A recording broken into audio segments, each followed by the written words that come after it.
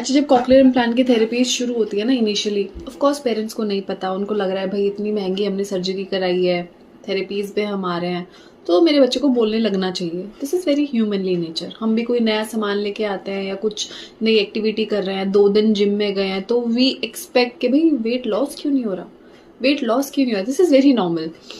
But फिर trainer हमारे real expectation set करता है ना, तो ऐसे ही पेरेंट्स के भी रियल एक्सपेक्टेशन सेट करने चाहिए when we are working with a child, specially cochlear implantee. Initially we are not expecting the child to say anything. We are expecting from a child that he understands it.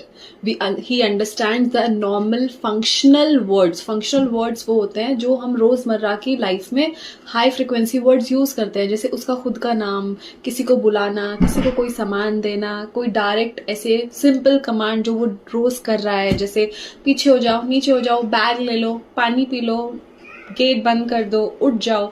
ऐसे simple simple sentences अगर वो बिना इशारे के सुन के समझने लगा है, that is also a sign of improvement and yes you are moving forward. तो बोलना तो हमारा अल्टीमेट गोल है ही, बट इनिशियल डेज में वो हमारा गोल नहीं होता है, एटलीस्ट अ मंथ। उसमें तो बच्चा भी समझने की कोशिश ही कर रहा है ना, मुझे सुनाई क्या दे रहा है, उसकी मीनिंग्स क्या है।